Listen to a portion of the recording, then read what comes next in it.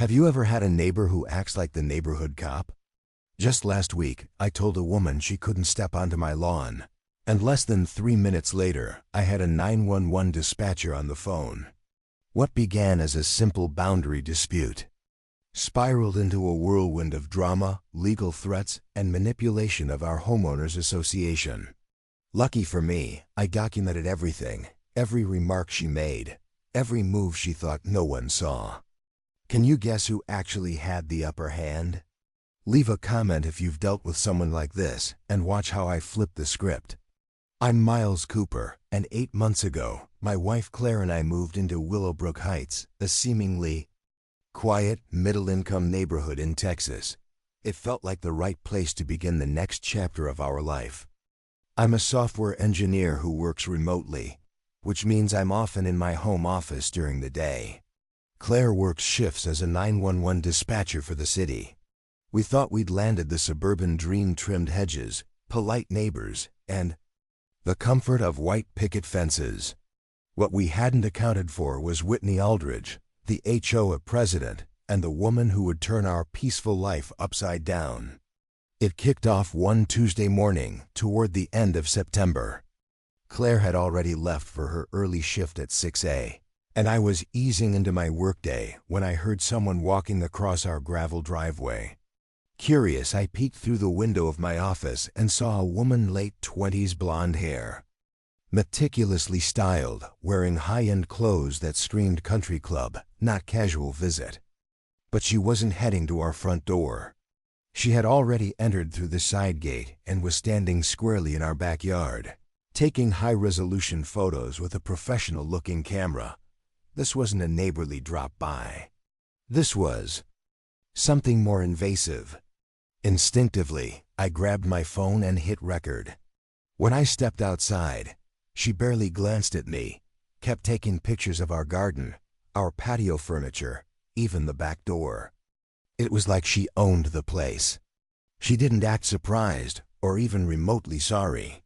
Her name tag read Whitney Aldridge, HOA president, and she carried herself like she believed she made the rules. "Excuse me," I said, trying to keep things civil. "You're on private property. I need you to leave." Whitney slowly lowered her camera and gave me a once-over, her demeanor shifting from aloof to faintly amused. Adjusting her massive designer sunglasses, she smiled in that fake way that never touches the eyes. "Mr. Cooper, right? I'm Whitney Aldridge, the HOA president. I'm allowed to conduct on-site inspections when needed." I clenched my jaw. I knew what the law said. No one, HOA rep or not, has the right to walk into someone's yard uninvited. I calmly reminded her. "You can observe from the street or common areas, but you can't come onto my property without consent. You don't have that." She gave a little laugh, like she was indulging a child. Then she took a deliberate step closer. "Mr. Cooper," she said in a syrupy voice that had an edge of menace, "you seem to misunderstand how things work here. As HOA president, it's my job to make sure residents follow our standards. That means I have certain privileges." She swept her hand across the yard like she was hosting a tour. "This inspection is to ensure compliance. Cooperation is in your best interest." I was stunned. Here she was trespassing, dismissing my objections, and lecturing me about the rules she was violating. I kept recording, inhaled deeply, and reminded myself that anger wouldn't help. "Whitney," I said, "you need to leave. If you have concerns, there are formal procedures. But this isn't how it works." She stared at me, calculating, before lowering her camera with another frosty smile. "You'll be hearing from the HOA soon, Mr. Cooper," she said, turning back toward the side gate. "I hope you'll choose to cooperate next time." As she walked away, I had this sinking feeling in my gut that we were just getting started. And I was right.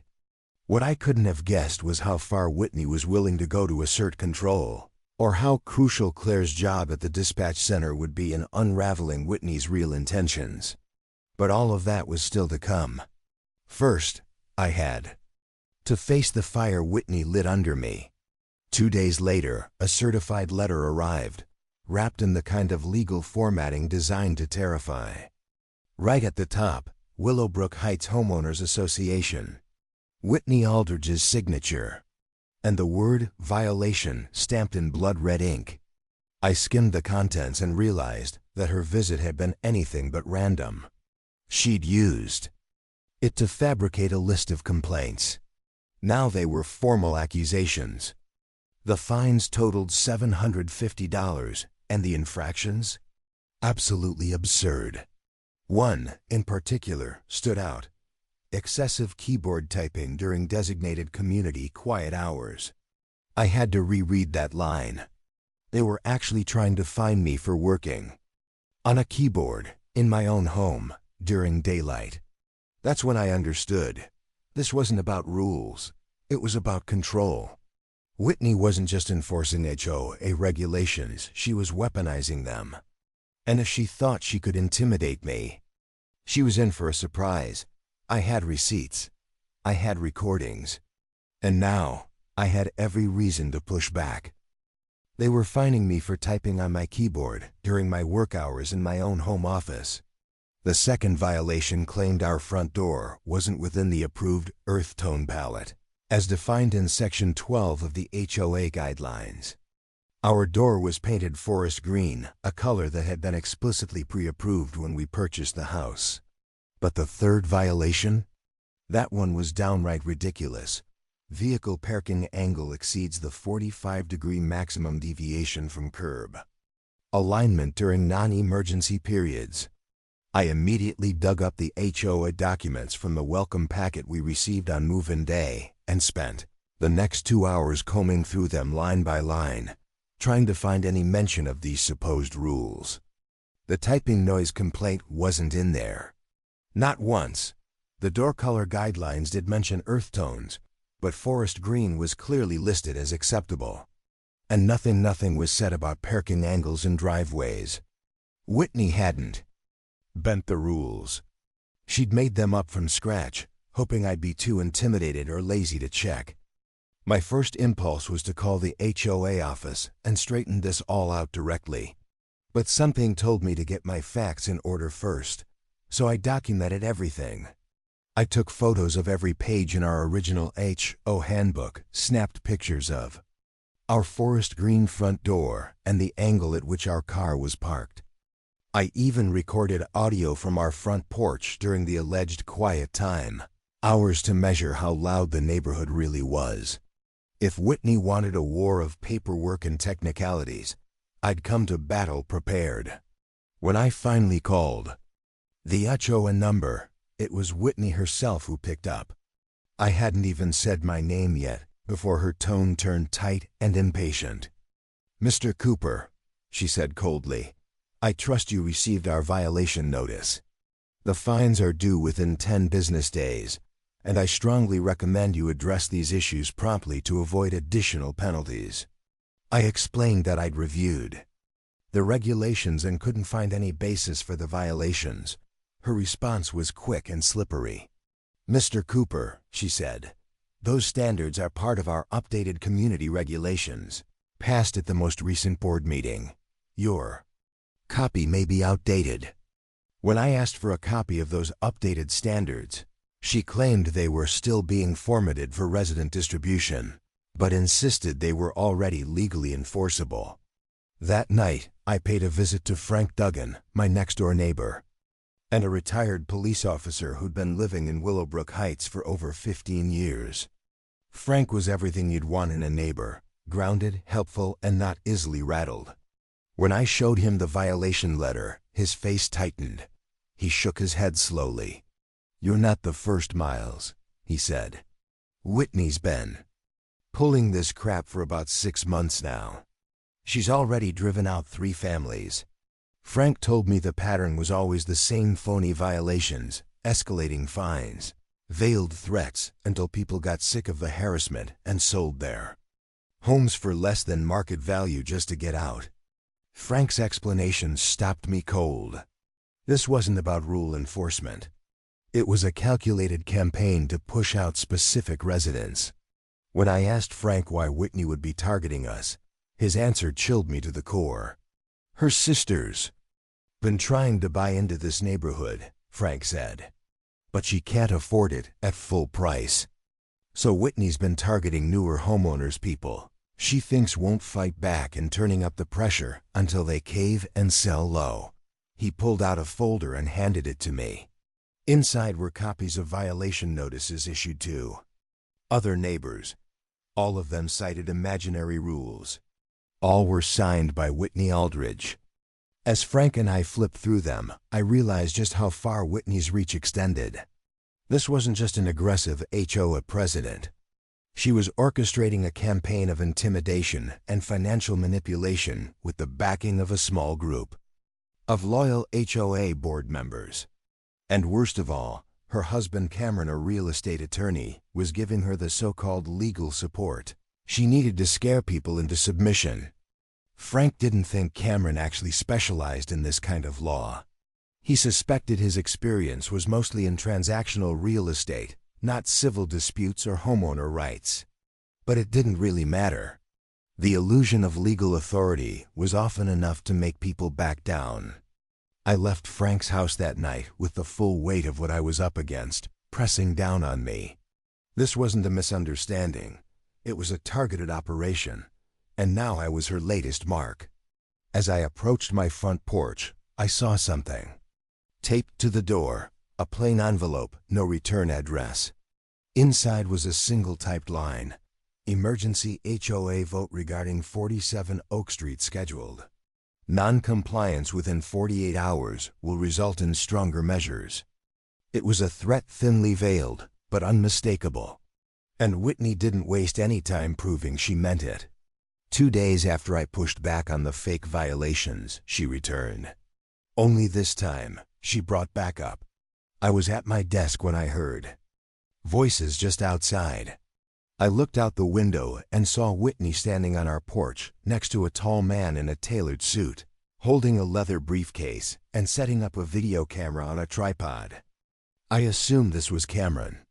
Whitney had a clipboard in one hand and what looked like an official document in the other. I grabbed my phone, hit record, and walked out to meet them. Her demeanor had changed entirely. The phony friendliness was gone. Now she was all business. Cameron seemed less sure of himself, fidgeting with his tie and keeping his gaze fixed anywhere but my eyes. But Whitney? She stood tall and confident, like a prosecutor ready to deliver the final blow. "Mr. Cooper," she said crisply, "this is my husband, Cameron Aldridge, our legal counsel. We're here to serve you with an official notice of inspection authorization." Cameron cleared his throat and began reading from a document that looked vaguely legal, though his voice trembled with uncertainty.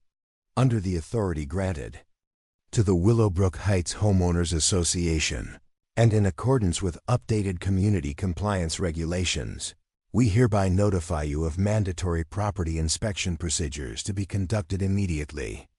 I raised my hand and cut him off.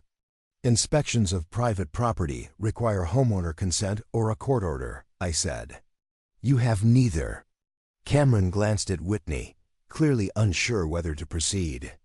"The HOA bylaws grant us emergency inspection authority when violations threaten community standards," he mumbled. The whole thing felt like a bad high school play, Cameron fumbling his lines while Whitney directed from the wings. I kept my phone recording. Calmly, I explained that no HOA document could override Texas property laws or the Fourth Amendment. "You're welcome to observe anything visible from public space," I said, "but you don't have the right to enter my property or demand access to my home without legal authorization." Whitney's mask finally slipped. Her voice rose sharply as she accused me of obstructing official HOA business. "There will be serious consequences for your non-compliance," she snapped. And then she made her biggest mistake. She called the police. Cameron busied himself with his briefcase, clearly wishing he were anywhere else, while Whitney dialed 911 and told the dispatcher I was interfering with an authorized HOA inspection and creating a hostile environment. I let the camera roll. capturing every word. What she didn't know was that her call had been routed to the emergency dispatch center, where my wife Claire happened to be on duty. But that revelation was still hours away. Officer Rodriguez arrived about 10 minutes later, a calm presence who clearly knew this wasn't his first rodeo. Whitney launched into her version of the story, complete with dramatic flourishes and flimsy documentation. She waved her papers like they meant something. When Rodriguez turned to me, I presented my video recording, our original HOA bylaws, and the violation letters full of phantom regulations. He reviewed everything silently, his eyes narrowing as he scanned the documents. Then he turned back. To Whitney and Cameron. "Ma'am," he said evenly, "I need to see specific legal authority that allows you to inspect private property without the homeowner's consent." Cameron scrambled through his briefcase and produced a few sheets. But Rodriguez barely glanced at them before shaking his head. "These are standard bylaws maintenance, architecture approvals. Nothing here gives you power to force inspections or enter private property." Whitney's face flushed crimson. She insisted their authority came from recently updated rules that hadn't been distributed yet. Rodriguez looked at me, then back at Whitney with the weariness of someone used to dealing with power-tripping busybodies. "If those regulations exist, you'll need to provide legal proof through the proper channels," he said. "What you can't do is trespass or call the police over what amounts to a civil dispute." He advised them to leave and pursue their concerns legally if they truly believed they had a case. As they packed up their camera and props, Whitney turned toward me with a venomous glare. "This isn't over, Cooper," she hissed. "If you think hiding behind technicalities will protect you, you're wrong. I have enough votes on this board to make your life impossible, and I will." Cameron tried to nudge her away, but she kept going. "You have no idea what I'm capable of, or how far I'll go to maintain order in this community." As they walked off, I heard her whisper to Cameron, "If we can't do this legally, we'll find another way to get him out." That night, after Claire returned home from her shift at the dispatch center, I told her everything. I showed her the violation letters, played the video recordings, and relayed Frank's warning about the broader campaign of harassment. Claire listened quietly, piecing things together like a detective building a case file. When I finished, she was silent for a long moment. Then she looked up at me, eyes fierce with resolve. Whitney Aldridge picked the wrong family to mess with. Claire's years in emergency communications had given her a sharp understanding of legal frameworks and procedural boundaries. She immediately began helping me build a detailed timeline, complete with supporting documentation. Together, we pored over Texas HOA statutes and complaint protocols, crafting a case that would stand up to both community review and legal scrutiny. Claire knew exactly how to structure a complaint against an HOA official for abuse of authority. By the end of the night, we had a binder full of evidence and a plan to expose Whitney for what she was, a bully operating under the guise of community order. The next morning, I reached out to Eleanor Bates, a widow in her 50s who lived 2 houses down. Frank had mentioned she'd also had problems with Whitney. Eleanor was hesitant at first, wary, maybe even embarrassed. But once I showed her the bogus violation letters and explained what had happened, her defenses melted. She began recounting her own run-ins with Whitney, anonymous emails, unofficial warnings, letters with no signature but unmistakable threats. Eleanor retrieved a folder from her credenza, filled with emails all clearly from the same source, all laced with intimidation. Whitney was using fear as a weapon, and Eleanor had been one of many victims. But it didn't stop there. Eleanor hesitated, then opened a drawer and took out a folded sheet of paper. Her voice dropped. "Whitney came to me last month," she said. "Told me the Johnsons were violating several rules. She asked me to sign a petition against them." She sighed. I signed it. I didn't know the whole story back then. I thought maybe it was legit, but now Seeing what she's doing to you, it's the same pattern. I feel ashamed, Miles. Her words hit me hard. Whitney hadn't just been using threats. She was manipulating people, convincing neighbors to turn against each other in the name of order. By controlling the narrative, she controlled the community. Divide and conquer. She'd weaponized gossip and rules to turn neighbor against neighbor, all while consolidating power behind the scenes. As Claire and I spoke with more residents that week, the full scope of Whitney's strategy came into view. This wasn't isolated harassment. It was coordinated psychological warfare. She created suspicion through fake violations and anonymous warnings, then exploited those tensions to maintain control. By Saturday evening, Claire and I knew we couldn't just keep defending ourselves. We had to fight back.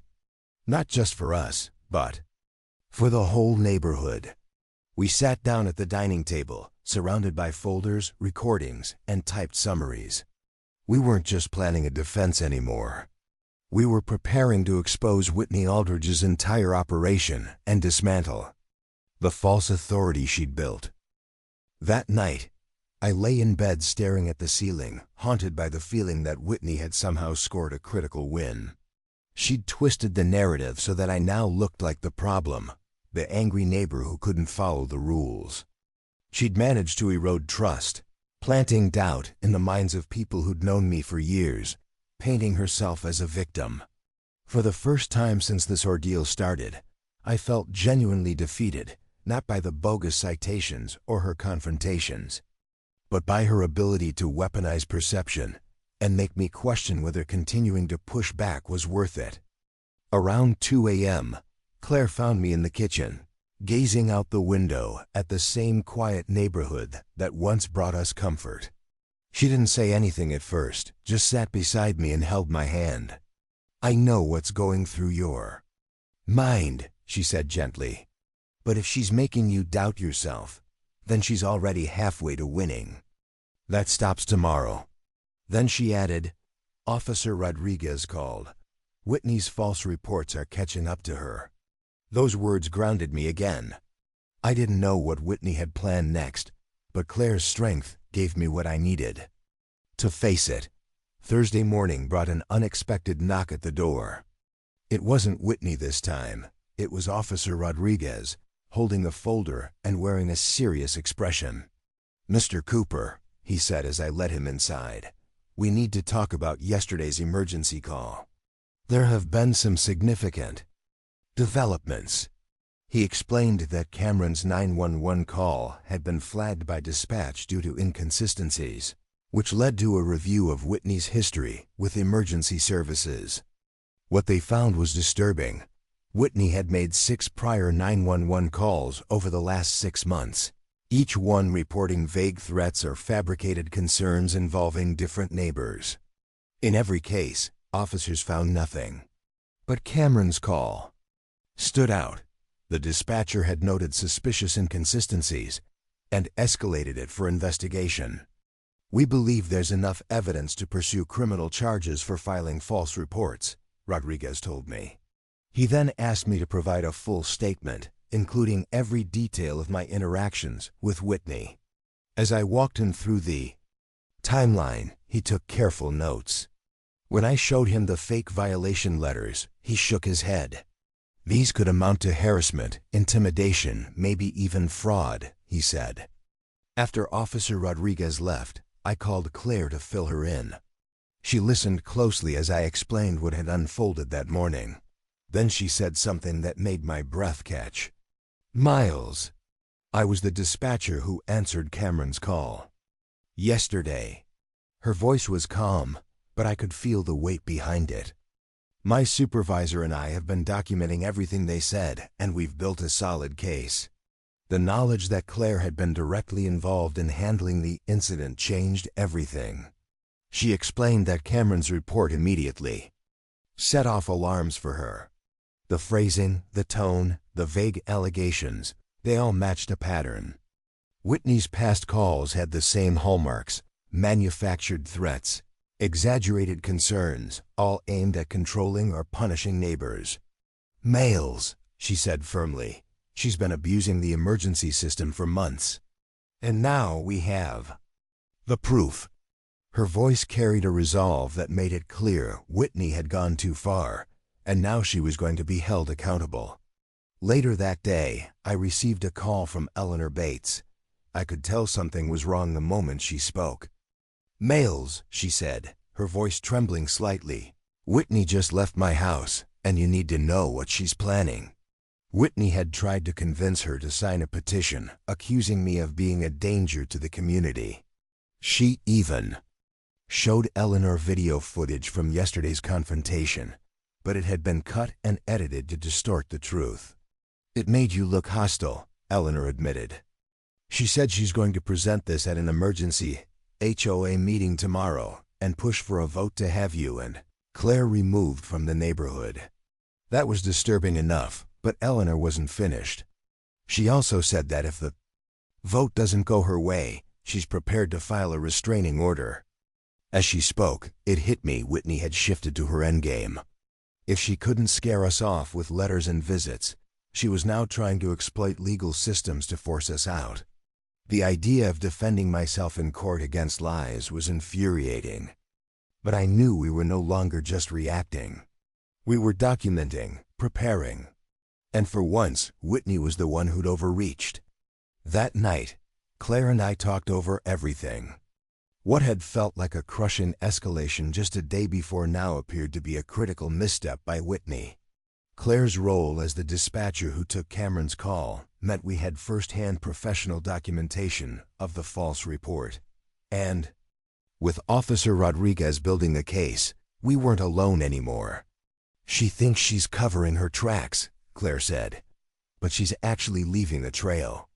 And she was right. Whitney's compulsion to control every detail, every letter, every video, every exaggerated emergency was now our strongest asset. The irony was stark. Her desire to document everything as evidence against me had backfired, and now we had everything we needed to expose her tactics for what they truly were. The fear was still there, but it was balanced now by purpose. We weren't just fighting back, we were finally taking control.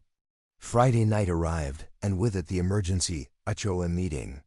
The community center was filled with tension as neighbors took their seats, all buzzing with curiosity over Whitney's promised revelations. She walked in with confidence, carrying folders, a laptop, and what looked like printed legal briefs. Her presentation began with a familiar tone. Me as the aggressor, the threat to neighborhood peace, the resident who refused to cooperate. She played her heavily edited video clips, cutting out all the context that showed I was the one being provoked. She held up a petition, claiming it had been signed by fearful neighbors, and asked for a vote to have me and Claire removed from the community for creating a hostile environment. It was calculated, dramatic, and well-rehearsed. But I had come prepared. When she finished, I stood and asked for the board's permission to respond. They granted it. I turned to the room and said, "Before I address the accusations, I'd like you to meet my wife, Claire Cooper. She works for our city as a 911 dispatcher." There was a noticeable ripple through the crowd. Many had met Claire before, but had no idea of her profession. She stood up and calmly addressed the room, speaking with the quiet authority of someone trained to manage chaos. "Good evening," she said. "As a dispatcher, I'm responsible for taking and documenting emergency calls made across the city. That includes calls from this neighborhood." The room fell silent. Every eye was now on her. We meticulously gathered documentation on every neighbor who'd been targeted, every baseless citation that had been issued, and every time Whitney overstepped her bounds as HOA president. By late Sunday, we had organized a thorough record strong, enough to present formal complaints to both the State Housing Board and the local district attorney's office. Then, on Monday morning, another certified letter arrived, but this one wasn't like the others. It accused me of making menacing gestures toward HOA members and claimed that my behavior had become a safety threat to authorized personnel. Whitney now alleged that during past run-ins, I had verbally threatened her, and that she no longer felt secure carrying out her responsibilities. The letter ended with a warning that if I continued interfering in HOA business, law enforcement would be notified due to my supposed erratic conduct. Reading it, I understood she was preparing to escalate things drastically, resorting to false accusations as her next weapon. I immediately called Claire to let her know Whitney might try to involve the police under completely false pretenses. There was a long silence on the other end before Claire finally spoke, and when she did, her voice was quieter and heavier than I'd ever heard it. "Miles," she said, almost whispering, "I've taken over 200 critical calls on this job, but I've never faced the possibility of dispatching officers to my own home, to my own husband." She paused, exhaling shakily. "Just the thought of it. My chest tightens. I won't be able to show that if it happens. But if Whitney starts screaming into the phone, all I'll be able to think is, what if this is the moment we lose everything, just because we stood up to her?" Her fear cut deeper than Whitney's threats ever could. Claire had always been the calm center during chaos. But now she was forced to think about keeping composure while our family was being personally targeted. She steadied herself and added, "If something happens, promise me you won't overreact. Let me manage it from my end. But we have to understand these people aren't operating within normal boundaries." Whitney's stepping into felony territory now. Filing a false report to 911 isn't a slap on the wrist, it's a criminal act. If she crosses that line, the consequences will be much bigger than just losing her title. By Wednesday afternoon, the confrontation I'd feared since that letter finally arrived. I was in my office when my phone vibrated with a short, ominous message from Frank Duggan. It read, "Careful.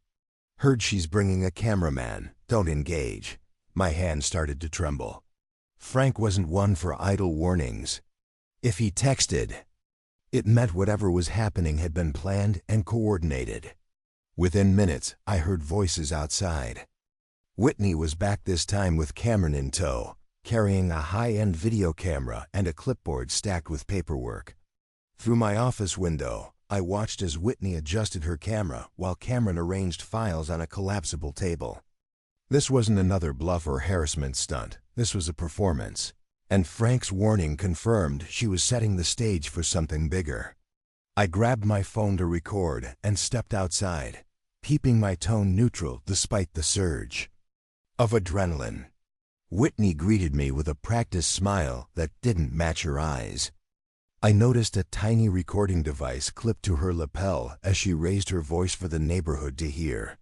"We're here for the mandatory compliance inspection you've refused to allow. This is your final opportunity to comply before more serious actions are taken." I kept filming and calmly told them what I'd said before. They had no right to inspect my property without a court order or my permission. Whitney didn't flinch, but Cameron seemed unsure now, glancing at her, sensing I wouldn't be rattled by the theatrics. "Mr. Cooper," she said with dramatic flair, clearly speaking for the camera, "your obstruction is creating a toxic environment that's hindering our community obligations." When I again refused them entry, Whitney gave Cameron a nod. He pulled out his phone while she raised her voice again.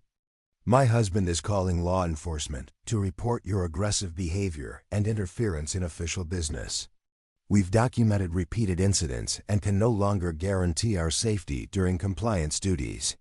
I kept my camera trained on them while Cameron began speaking to the dispatcher, repeating their false narrative.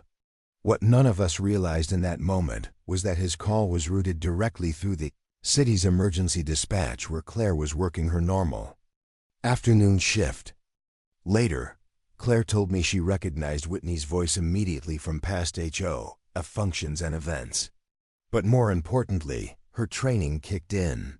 She knew how to listen for red flags, and the inconsistencies in Cameron's account set off her alarm bells right away. His description didn't match the legal parameters of a genuine threat. Within 2 hours of the police response, my phone started buzzing with messages and calls. The rumor mill had started churning, fueled by social media whispers and neighborly gossip.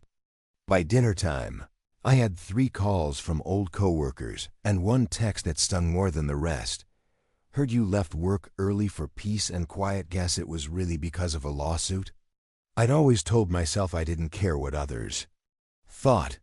But when people I'd worked with for years began questioning my integrity based on manipulated half-truths, something inside me buckled. I began to understand the true power of a carefully repeated lie. It didn't just distort reality, it began to replace it. For the first time in years, I wanted to run, to leave it all behind. Being cast as the neighborhood antagonist, the alleged aggressor toward HOA officials, started weighing on me in ways I hadn't expected. And the most painful part wasn't just that Whitney had turned the narrative against me. It was that the people around me, people I respected, were starting to believe it. Even with all the truth and documentation in hand, the story Whitney had orchestrated was already sinking in. The court of public opinion had started its trial, and I wasn't sure if the facts would be enough to acquit me. Yesterday afternoon, I was the one who answered the call from Cameron Aldridge, who reported that my husband Miles had allegedly made threatening remarks. After reviewing the call and combing through our system records, I uncovered a disturbing trend. Whitney Aldridge had made 6 separate 911 calls in the last 6 months, all claiming some form of threat or danger, none of which were substantiated by the responding officers. The room fell into a heavy silence as Claire walked everyone through her findings. In Texas, filing a false report to emergency services is a Class A misdemeanor, and Whitney's pattern of false reporting has triggered an active criminal investigation. Even more damning, Claire had compiled documentation disproving every accusation Whitney had made about my husband's behavior. Claire then introduced her colleague, Travis Mitchell, a fellow dispatcher who had accompanied her to the meeting with a full set of 911 call logs and the corresponding police reports. Travis rose from his seat, carrying the calm authority of someone who had spent years recognizing and flagging bogus emergency calls. "I've reviewed every 911 call made by Whitney and Cameron Aldridge over the past 6 months," he said. "Each one fits the same script: vague claims, no witnesses, no evidence, and no cause for action once officers arrive." He went on to explain that this was a textbook case of abusing emergency services, a serious offense that law enforcement doesn't take lightly. Then, Travis played recordings from several of Whitney's past 911 calls. The effect was immediate.